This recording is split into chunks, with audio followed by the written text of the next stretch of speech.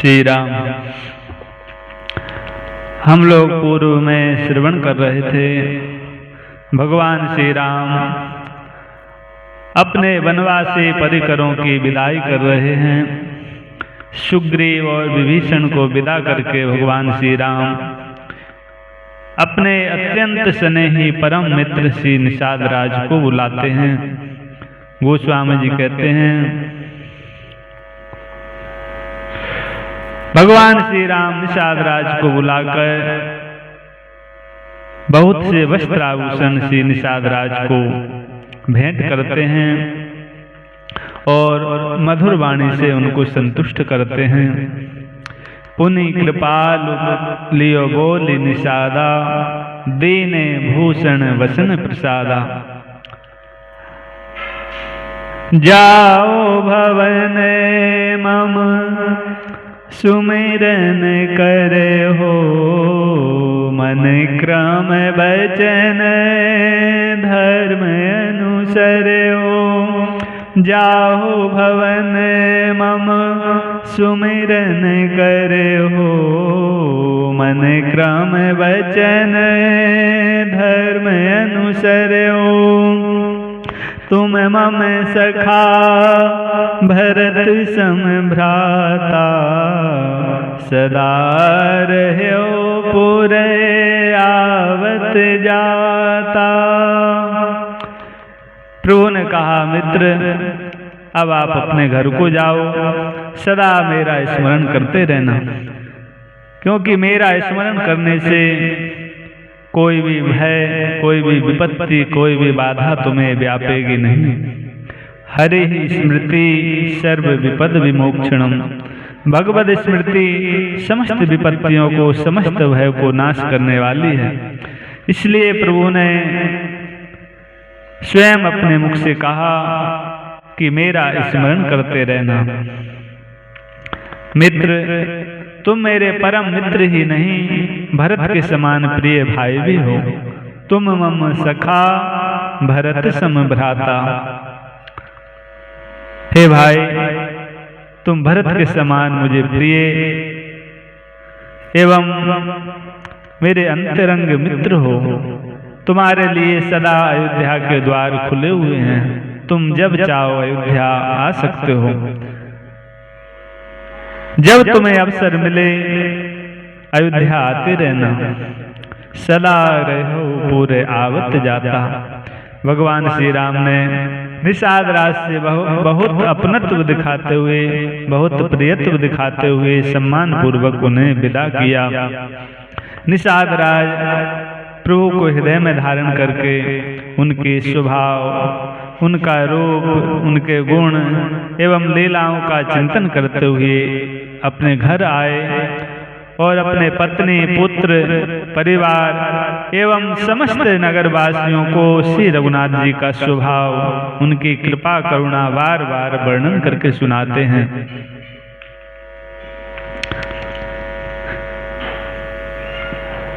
श्री निषाद राज भगवान श्री राम के बहुत ही स्नेही, दैन्य और अंतरंग भक्त हैं। श्री निषाद राज का चरित्र भक्तमाल में प्रियादास जी वर्णन करते हैं। शिव पुराण में श्री निषाद राज के पूर्व जन्म की कथा इस प्रकार है। श्री निषाद राज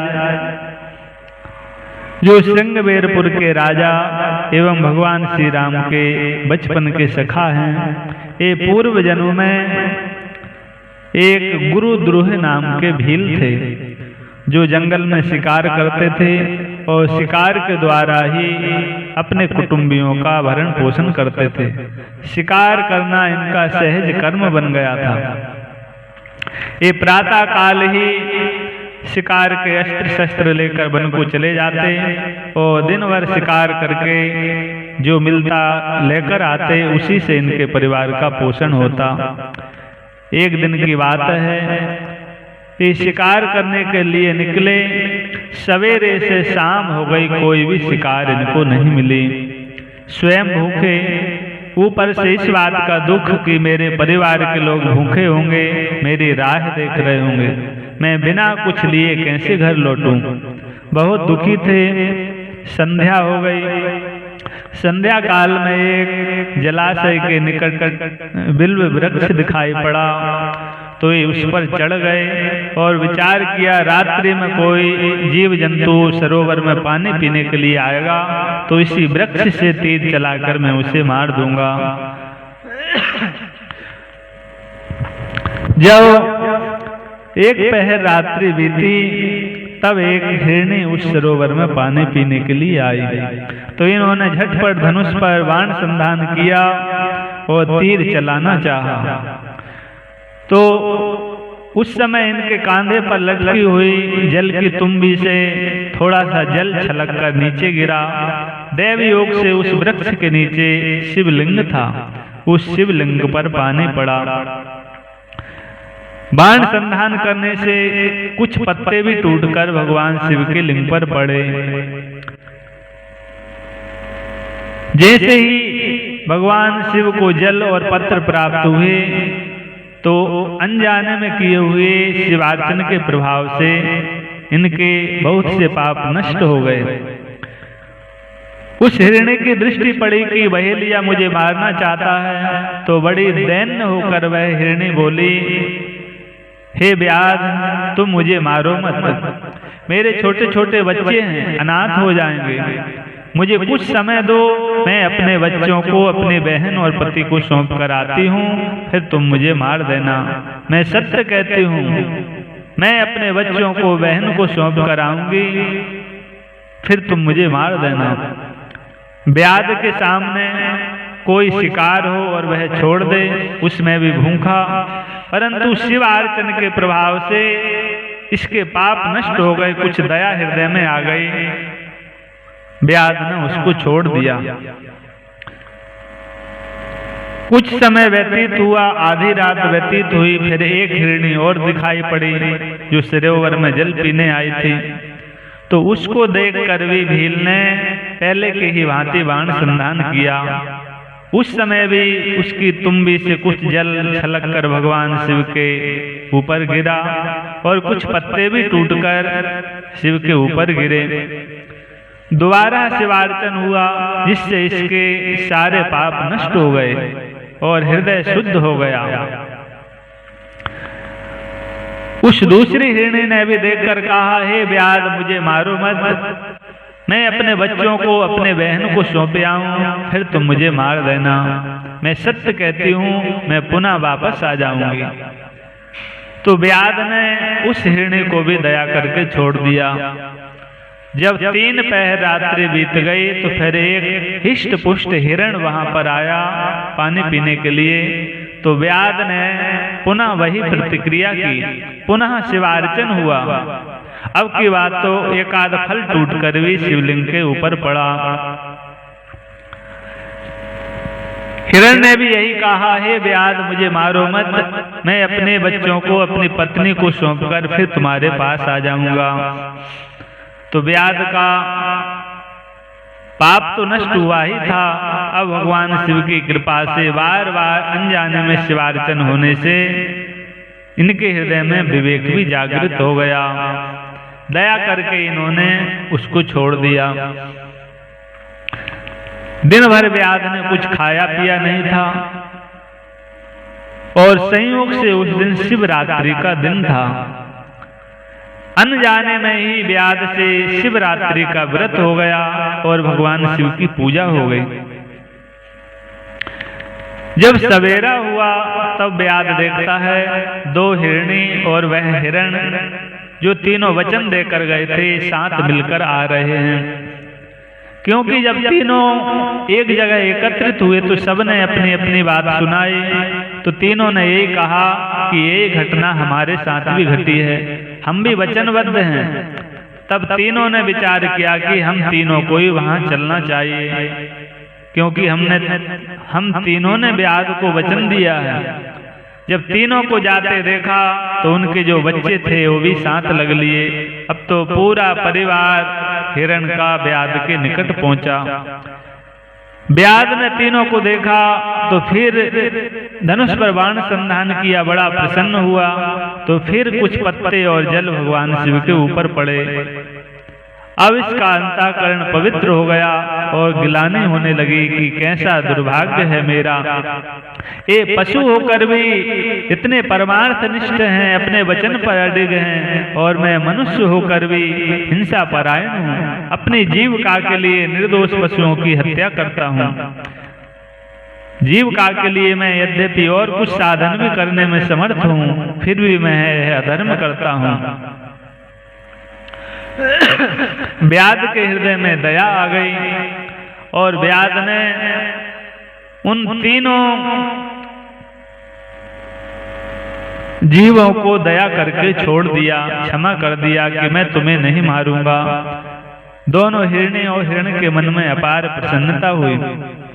व्याध की इस प्रकार दया करने पर तथा उसके द्वारा अनजाने में हुए अर्चन से भगवान शिव इतने प्रसन्न हुए कि साक्षात प्रकट होकर इस व्याध को दर्शन देते हैं। भगवान शिव ने कहा, हे व्याध गुरुद्रुह, तुमने आज अनेकों बार मेरा अर्चन किया है। जल पत्र फल के द्वारा मेरा अर्चन हुआ है, इससे मैं बड़ा प्रसन्न हूँ। मैं तुम्हें वरदान देता हूँ, भगवान श्री राम की भक्ति तुम्हारे हृदय में प्रकट होगी और साक्षात भगवान श्री जानकी जी और लक्ष्मण के सहित तुम्हें दर्शन देंगे। तुम्हें उनका मित्र होने का सौभाग्य मिलेगा। इस प्रकार भगवान शिव निषाद उस गुरुद्रुह नामक भील को वरदान देकर अंतर्धान हो गए। वही गुरुद्रुह नामक भील शिव पुराण के अनुसार त्रेता युग में श्रृंगवेरपुर का राजा हुआ।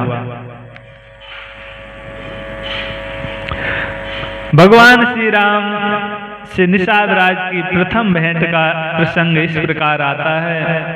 निषाद राज के पिता चक्रवर्ती महाराज दशरथ के परम मित्र थे, दोनों में मित्रता थी। जब भगवान श्री राम का जन्म हुआ तब निषाद राज के पिता भी जन्मोत्सव में सम्मिलित हुए थे और महाराज दशरथ के द्वारा बड़े सम्मानित हुए थे। ये बहुत सारे भेंट सामग्री लेकर श्री रामलला की बधाई देने आए थे। उस समय श्री रामलला का दर्शन करके जन्मोत्सव का आनंद लेकर निषाद के पिता जब अपने राज्य में पहुंचे तो श्री रामलला के गुण रूप सौंदर्य का वर्णन करके सबको सुनाया। तो निषाद राज उस समय छोटे थे। जब श्री रामलला के बारे में सुना तो इनके हृदय में बड़ी ललक हुई दर्शन करने की कि मैं भी ऐसे राजकुमार का चल के दर्शन करूं, क्योंकि पूर्व जन्म का संस्कार भी काम करता है। भगवान श्री राम के शिव के द्वारा जो पूर्व में वरदान दिया गया है वह वलात इनके हृदय में श्री राम प्रेम को प्रकट कर रहा है, श्री राम से अयोध्यापुरी से अपनत्व प्रकट कर रहा है। तो निषाद राज बार बार मचलते अपने पिताजी से कहते कि पिताजी हमें भी राजकुमार के दर्शन कराओ। राजा दशरथ के चारों लाल कैसे हैं हमें भी देखना है। निषाद के पिता एक तो अत्यंत वृद्ध हो चुके थे, तो वे बहाना करते रहते कि जब संयोग बनेगा तुम्हें दर्शन कराएंगे। इस प्रकार 5 साल व्यतीत हो गए। जब निषाद कुछ बड़े हुए तो निषाद के पिता ने इन्हें अनुमति दी कि तुम स्वयं ही चलकर श्री राम का दर्शन कर लो, मैं कुछ सैनिकों को साथ दे देता हूँ, तुम भेंट पूजा लेकर स्वयं श्री राम के पास जाओ। अब तो निषाद राय ने चारों राजकुमारों के लिए सुंदर 4 जोड़ी जूतियां बनवाई जो रोरुह नामक मृग के चर्म से बनी हुई थी, और कुछ केले फल फूल आदि लेकर श्री राम से मिलने के लिए चले। ये बार बार अपने पिता से श्री राम के रूप गुणों की चर्चा सुनते रहते थे। इनके पिता ने बताया था कि 2 राजकुमार श्याम वर्ण के हैं, 2 राजकुमार गोरे हैं, बड़ी ही मनोहर जोड़ी है। तो उनके कथनानुसार बताए हुए रूप का चिंतन करते हुए मार्ग में चल रहे हैं। बार बार भावुक हो रहे हैं कि आज मेरा जीवन सफल हो जाएगा अपने प्राण आराध्य का दर्शन करके, क्योंकि महाराज दशरथ के जो लाला हैं वे साधारण नहीं हैं, साक्षात सर्वेश्वर प्रभु ही हैं, भगवान ही हैं। आज मैं उनका दर्शन करूंगा। बार बार नेत्रों में अश्रु भर आते, हृदय भावुक हो जाता और बगल में जूतियां दबाए चारों लालाओं के लिए तथा फल फूल लेकर अयोध्या चल रहे हैं। जब अयोध्यापुरी में प्रवेश किए तो परम पावनी अयोध्यापुरी की रमणीकता का दर्शन करते ही इनका हृदय विभोर हो गया। ऐसा लग रहा है जैसे जन्म जन्मों से इस पुरी से हमारा संबंध जुड़ा हुआ है, हम यहीं के हैं। सबसे पहले निषाद राय ने विचार किया, पहले मैं परम पवित्र श्री सरयू नदी में स्नान करूं, फिर राजमहल में चलकर श्री राम का दर्शन करूंगा। श्री सरयू महारानी जो दर्शन मात्र से समस्त पाप तापों को नष्ट करने वाली हैं। जा मज्जन ते बिनहि प्रयासा मम समीप नर पावई वासा। जिनके स्नान करने मात्र से भगवान श्री राम का सामीप्य प्राप्त होता है, सानिध्य प्राप्त होता है, ऐसी सरयू जी हैं। सरयू जी सदा चारों लालाओं को अपने गोद में दुलार करती रहती हैं। चारों लाला सरयू जी की गोद में क्रीड़ा करते हैं।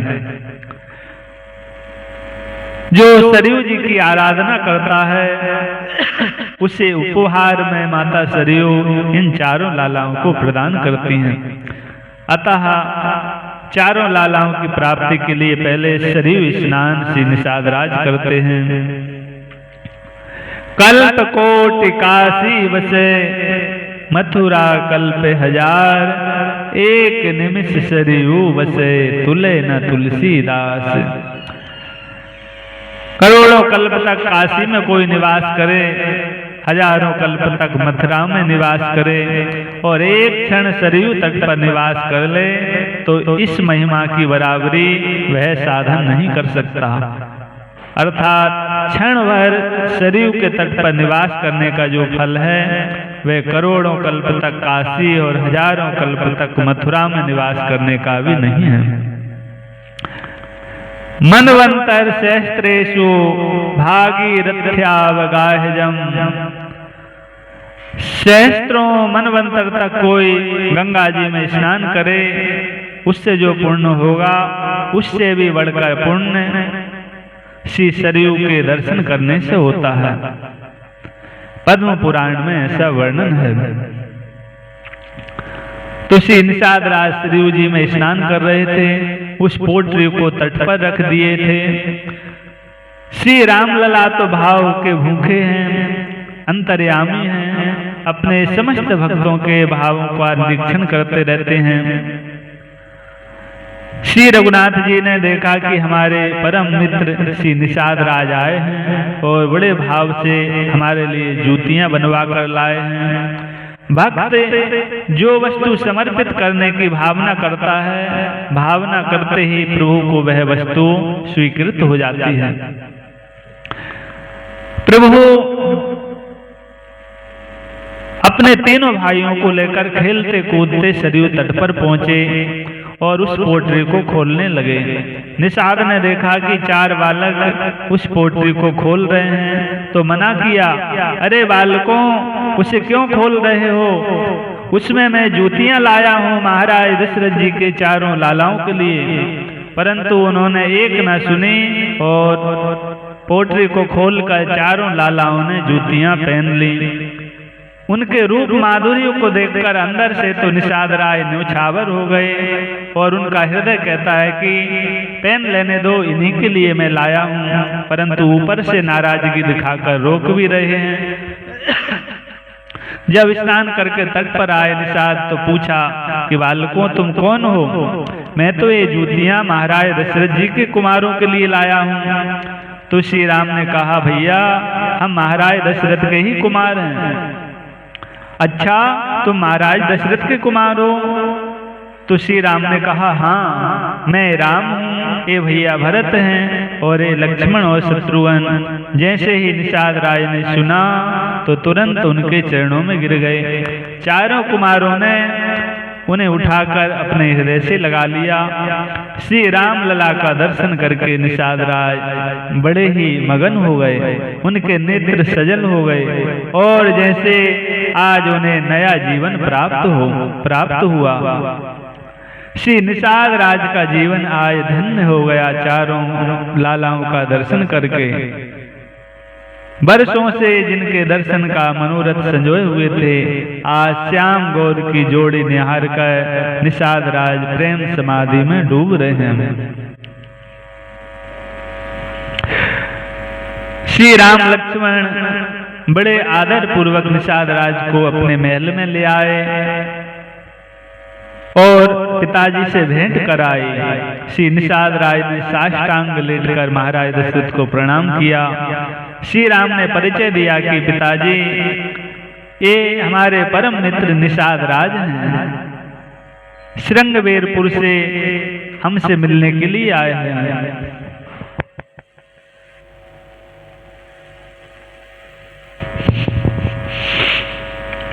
तो महाराज दशरथ निषाद राज को देखकर बड़े प्रसन्न हुए, क्योंकि निषाद के पिता महाराज दशरथ के मित्र हैं और श्री राम लला के मित्र निषाद राज हैं।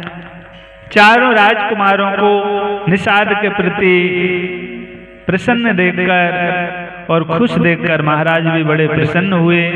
महाराज दशरथ ने कहा, निषाद, तुम कुछ समय तक अयोध्या में ही रहो और हमारे लालाओं को धनुष बाण का अभ्यास कराओ तथा शिकार खेलने की कला सिखाओ। निषाद का तो मानो भाग्य उदय हो गया। निषाद तो यही चाहते थे कि मुझे इसी राम का सानिध्य प्राप्त हो, कुछ काल तक प्रभु के साथ रहूं। सत्योपाख्यान में विस्तार से प्रसंग वर्णन है। श्री निषाद राज चारों कुमारों को शिकार विद्या का अध्ययन कराते हैं, शिकार विद्या सिखाते हैं। वन उपवन में जाकर चारों कुमारों को शिकार खिलाते हैं। इन्हीं के निर्देशन में, इन्हीं के संरक्षण में चारों कुमार अपने सखाओं के सहित वन में शिकार खेलते हैं। एक दिन की बात है, श्री राम के अन्य मित्रों ने देखा कि श्री राम का निषाद के प्रति बहुत अपनापन है, बहुत ममत्व है। हम तो इनके पुराने सखा हैं, ये तो अभी नया नया आया है और छोटी जाति का भी है, फिर भी प्रभु इसे अधिक मानते हैं। उनके हृदय में कुछ मनोमालिन्य हो गया। भगवान श्री राम ने देखा कि मेरे सखाओं का मन कुछ मलिन हो गया है, तो उन्होंने एक लीला रची। एक दिन श्री राम ने कहा, मित्रों, चलो हम सब लोग शिकार खेलने के लिए चलते हैं, परंतु आज जो भी शिकार सामने आएगा कोई भी तीर नहीं चलाएगा। आज जो भी शिकार आएगा उससे मैं अकेला ही मारूंगा। सबने कहा ठीक है। श्री राम ने कहा, यदि मेरी आज्ञा का उल्लंघन किया तो पिताजी के द्वारा उसे दंड मिलेगा। सभी लोग वन में पहुंचे। कुछ देर बाद एक सिंह गर्जना करते हुए आक्रमण करता है। वह सिंह श्री राम की ओर झपटता चला आ रहा। सभी सखा बड़े भयभीत हो गए, कुछ कर भी नहीं सकते क्योंकि प्रभु ने मना किया है कोई भी बाण नहीं चलाएगा। और श्री राम देख रहे हैं, कुछ कर ही नहीं रहे। सिंह निकट आ गया। निषाद ने देखा कि सिंह निकट में आ गया तो झपट कर एक सांगी सिंह के ऊपर प्रहार करते हैं। निशाना ठीक लगा और सिंह मर गया। अब तो सखा बड़े प्रसन्न हुए कि ये बड़ा श्री राम का मित्र बनता था और प्रभु की आज्ञा पालन नहीं किया, अब तो इसे दंड मिलेगा। श्री राम ने कहा, मित्र, क्या तुमने मेरी आज्ञा नहीं सुनी थी? निषाद ने कहा, प्रभु सुनी थी, परंतु प्रभु मुझे जो भी दंड मिलेगा स्वीकृत है, पर मैं आपको इस तरह संकट में नहीं देख सकता था। महाराज ने मुझे आपकी सुरक्षा के लिए लगा रखा है। यदि एक भी खरोंच आपको लग जाती तो मैं महाराज को कैसे मुंह दिखाता। यद्यपि आप समर्थ हैं उसे नष्ट कर सकते थे, परंतु प्रभु मेरा हृदय धैर्य धारण नहीं कर पाया और मैंने उस पर प्रहार कर दिया। श्री राम ने कहा चलो महाराज के पास चलते हैं। सभी लोग महाराज के पास आए और श्री राम ने सारा वृतांत सुनाया। जैसे ही महाराज दशरथ ने सुना तो निषाद राज को अपने हृदय से लगा लिया। धन्य है निषाद, धन्य है तुम्हारी श्री राम के प्रति प्रीति। तुमने अपने परवाह न करके, दंड की भी परवाह न करके श्री राम का मंगल चाहा। महाराज तो निषाद पर रीझ गए और अपने हाथों का कड़ा निकालकर निषाद को पहना दिए, अपने गले की मालाएं पहना दिए और बोले निषाद आज से तुम श्रृंगवेरपुर के राजा हो, मैं तुम्हें श्रृंगवेरपुर का राज्य प्रदान करता हूँ। महाराज ने उन्हें श्रृंगवेरपुर का राजा बना दिया। एक बार शिकार को राम गए, बन में तब आई के सिंह पड़ा। एक बार शिकार को राम गए, बन में तब आई के सिंह पड़ा। भरतादिक संग सखा सकुचे, सुने रघुनाथ के सोह बड़ा।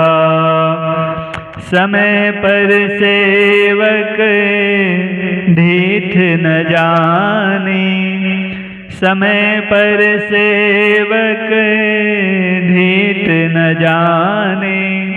निषाद झपट के सांघी जड़ा, श्रृंगवेर को राज बकस दियो।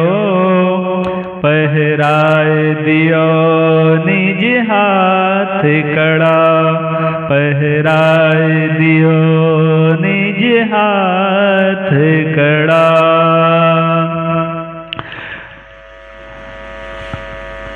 तब श्री राम के समस्त सखाओं का मनोमालिन्य दूर हो गया कि धन्य है निषाद, इसीलिए श्री रघुनाथ जी को इतने प्रिय हैं। हमने तो अपनी परवाह की, परंतु निषाद ने अपनी परवाह न करके श्री राम की परवाह की। जो अपनी परवाह न करके श्री राम के प्राणों की रक्षा चाहे, मुझे भले ही दंड मिले परंतु श्री राम कुशल रहें, ऐसी प्रियता निषाद में है। इसीलिए तो महाराज दशरथ भी रीझ कर इनको श्रृंगवेरपुर का राजा बना दिए। श्री भक्तमाल में प्रियादास जी महाराज निषाद का चरित्र गायन करते हुए कहते हैं, भीलन को राजा गुह राम अभिराम प्रीति, भयो वनवास मिल्यो मार्ग में आई गए। भीलन को राजा गुह राम अभिराम प्रीति, भयो वनवास मिल्यो मार्ग में आई गए। करो राज जो विराज सुख दीजे मोको, करो राज जो विराज सुख दीजे मोको।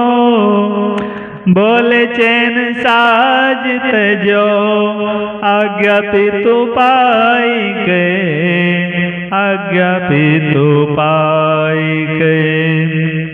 दारुण वियोग अकुलात दृग अश्रुपात, दारुण वियोग अकुलात दृग अश्रुपात।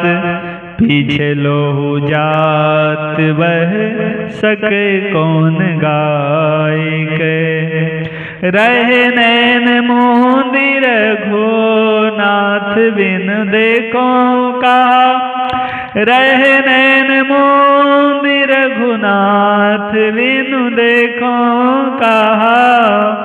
आहा प्रेम रीति मेरे हिये रही छाई के, हिये रही छाई के। भीलन को राजा गुह राम अविराम प्रीति, भयो बनवास मिल्यो मार्ग में आई के। गंगा जी के तट पर स्थित श्रृंगवेरपुर के निवासी भीलों के राजा निषाद राज गुह भगवान श्री राम के मित्र हैं। इनका श्री राम के प्रति अलौकिक प्रेम था। जब भगवान का वनवास हुआ और श्री राम श्रृंगवेरपुर के निकट पहुंचे तो निषाद राज सपरिकर आकर प्रभु से भेंट करते हैं। जब निषाद ने सुना कि प्रभु को वनवास हुआ है, 14 वर्ष तक किसी गांव और नगर में नहीं जा सकते हैं, उदासीन रूप से वन में रहना है, तो इन्हें बहुत दुख हुआ। श्री राम की आज्ञा से, महाराज दशरथ जी की आज्ञा से श्री राम ने समस्त सुखों का परित्याग कर दिया है। मुनि वेश में 14 वर्ष वे वन में निवास करेंगे। सुनकर निषाद को बहुत दुख हुआ। जब श्री राम गंगा पार करके आगे जाने लगे तो निषाद ने भी प्रार्थना की, प्रभु मैं भी आपके साथ चलूंगा। तो इनके प्रेम को देखकर कुछ दिन के लिए श्री राम इनको साथ रख लेते हैं, फिर लौटा देते हैं। प्रियादास जी कहते हैं, श्री निषाद राज श्री राम के वियोग से बहुत दुखी हो गए। दिन रात श्री राम के विरह में तड़पते रहते, उन्हीं की याद में खोए रहते थे। अश्रु प्रवाह होते होते इनके नेत्रों से रक्त प्रवाह होने लगा तो इन्होंने नेत्रों पर पट्टी बांध ली। दारुण वियोग अकुलात दृग अश्रुपात, पीछे लोहू जात वह सखे कौन गाये। आज तक जितने भक्तों का वर्णन सुना है, इतना ही सुना है कि प्रेम के कारण उनके नेत्रों से अश्रु प्रवाह हो रहा है। परंतु धन्य है निषाद, धन्य है इनकी श्री राम में आसक्ति और प्रीति कि इतना अश्रु प्रवाह हुआ कि उसके साथ रक्त भी प्रवाह होने लगा। प्रियादास जी कहते हैं, प्रीति अभिराम, श्री राम के प्रति इनकी अभिराम प्रीति है। वह जीव धन्य है जिसके हृदय में श्री राम प्रेम जागृत हो जाए। मनुष्य जीवन की सार्थकता इसी में है कि भगवान से प्रेम हो जाए। यदि सब कुछ किया भगवान से प्रेम नहीं किया तो मनुष्य जीवन बेकार गया, निरर्थक गया। क्योंकि मनुष्य जीवन का परम कर्तव्य तो है भगवान से प्रीति करना। स्वार्थ साच जीव कहूँ एहा, मन क्रम वचन राम पद नेहा। स्वार्थ साच जीव कहूँ एहा, मन क्रम वचन राम पद नेहा।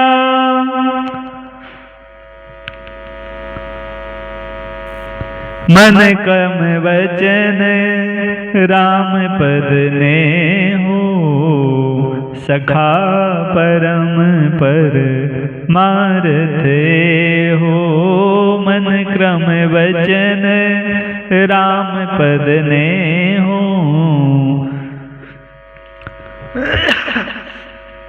सच्चा स्वार्थ मनुष्य का इसी में है कि भगवान श्री राम से प्रीति हो जाए। मन वचन कर्म से भगवान के चरणों में प्रेम करना, प्रभु से अपनापन करना, यही मनुष्य जीवन का परम कर्तव्य है। मनुष्य जीवन की परम उपलब्धि इसी में है कि भगवान से प्रेम हो जाए। देह धरे कर फल है भाई, भजिए राम सब काम व्याई। भगवान श्री राम प्रेम के वशीभूत हैं। वे प्रेम से जैसे वशीभूत हो जाते हैं, प्रसन्न हो जाते हैं, अन्य किसी साधन से नहीं होते। उमा जोग जप दान तप नाना मख व्रत नेम, राम कृपा नहीं करहि तसी, जिस निस केवल प्रेम। और बिना प्रेम के हृदय के कलुषता दूर कभी नहीं होती। चाहे कोई कितना ही तपस्वी हो जाए, कितना ही योगी हो जाए, कितने ही सत्कर्म कर ले, उसके मन का मैल बिना प्रेम के नहीं धुल सकता। साधन से तप से पाप नष्ट होते हैं, परंतु पाप का मूल जो अहंकार है वह और बढ़ जाता है। देखिए दुर्वासा जैसे तपस्वी जितेंद्रिय ज्ञानी ध्यानी भी अपने तप के अहंकार में उन्मत्त होकर अम्बरीश जैसे महान भागवत दैन्य अकिंचन भक्त का अपमान करते हैं, उन्हें नष्ट करने की सोचते हैं।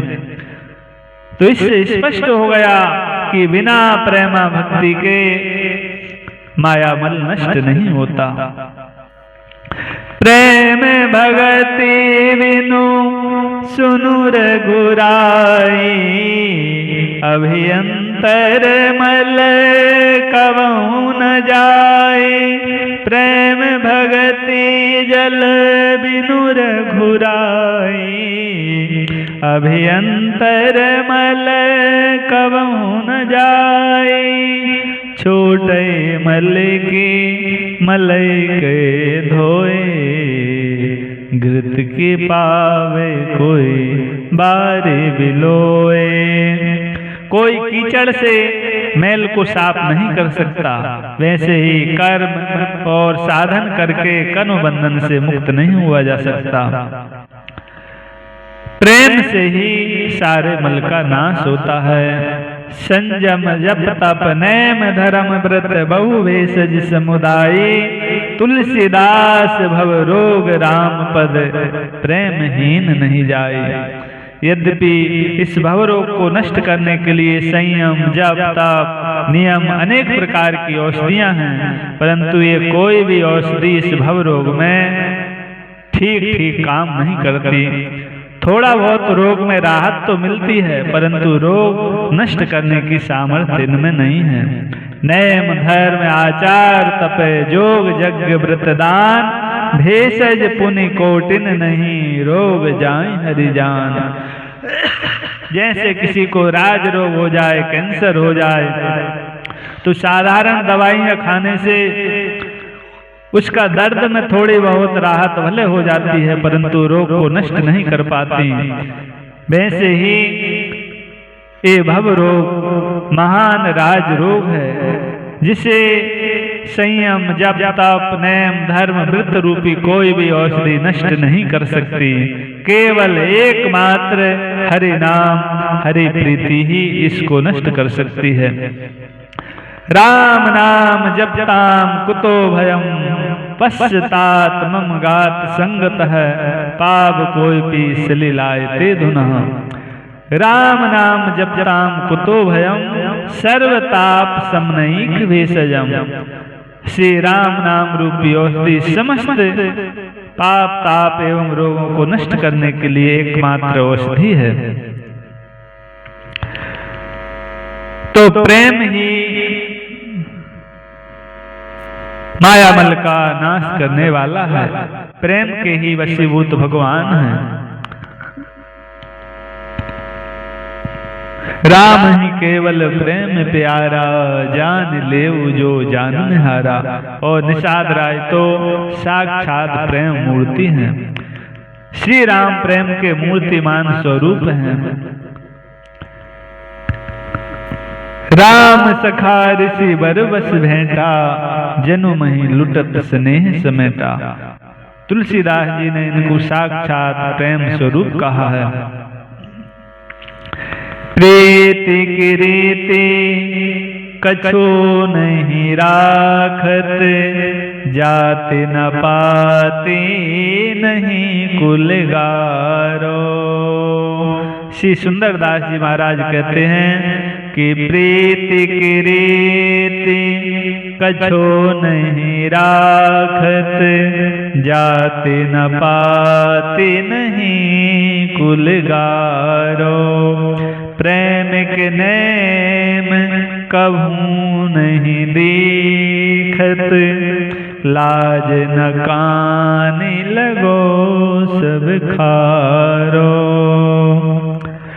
लीन भय हरि सो अभियंतर, आठों जाम रहमत वारो। लीन भय हरि सो अभियंतर, आठों जाम रहमत वारो। सुंदर को ना जान सके, प्रेम के पंथ को पेड़ो ही न्यारो, पेड़ो ही न्यारो। प्रीति की रीति कछो नहीं राखत, जाति न पाती नहीं कुलगारो। प्रेम की एक रीति है, प्रेम की एक मर्यादा है। जब ये हृदय में उदित होता है तो लोक कहानी, कुल कहानी, वेद मर्यादा, शास्त्र की मर्यादा सबको बहा देता है। केवल प्रेम ही प्रेम दिखाई देता है। जैसे प्रलय काल में चारों तरफ जल ही जल दिखाई देता है और कुछ नहीं, वैसे जब प्रेम की बाढ़ हृदय में आती है तो सारी मर्यादाएं बह जाती हैं। नेम से ही प्रेम उत्पन्न होता है, परंतु जब प्रेम उत्पन्न होता है तो नेम को बहा देता है, नेम नहीं रह जाता। प्रेम नेम ते उपजे, नेम से ही प्रेम उत्पन्न होता है, परंतु जब प्रेम उत्पन्न होता है तो सारी मर्यादाएं बह जाती हैं। प्रेम का एक नियम है कि वह नियम को रहने नहीं देता। प्रेम के नेम कहूँ नहीं दिखत, लाज न कानी लगो सब खारो। जब प्रेम उत्पन्न होता है तो ना तो लोक लज्जा रह जाती है, ना कुल की मर्यादा, ना शास्त्र की, क्योंकि वह अपने प्रभु में ऐसा डूब जाता है कि उसे कहाँ फुर्सत है इस जंजाल में पड़ने का। लीन भय हरिसों अभियंतर, आठों जाम रहे मतवारो।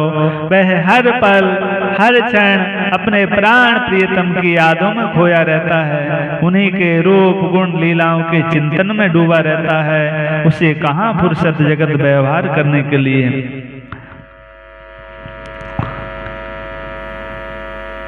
सुंदरदास जी कहते हैं ये जो प्रेम का रहस्य है इसे जल्दी कोई नहीं समझ पाता। सुंदर को न जान सके है, प्रेम के पंथ को पेड़ो ही न्यारो। इस प्रेम मार्ग का पेड़ा ही न्यारा है, इसे जल्दी कोई समझ नहीं पाता, लख नहीं पाता। जीव शास्त्र के जाल में, लोक मर्यादाओं में, कुल की मर्यादाओं में ऐसा जकड़ा रहता है कि इस रहस्य को समझ ही नहीं पाता। वह कुल की मर्यादाओं को ही महत्व देता है, सामाजिक मर्यादाओं को, शास्त्र की मर्यादाओं को महत्व देता है, इसलिए वह प्रेम में नहीं डूब पाता। प्रेम का स्वरूप है कि प्रति क्षण अपने आराध्य का चिंतन हो, जीवा से उनका नाम हो, नेत्रों में उनका रूप समाया हो, वाणी से उनका गायन हो, शरीर उनकी सेवा में आठों याम लगा रहे। तो जब इस रीति से भक्त प्रभु में लगता है तो कहाँ फुर्सत उसे जगत व्यवहार करने की।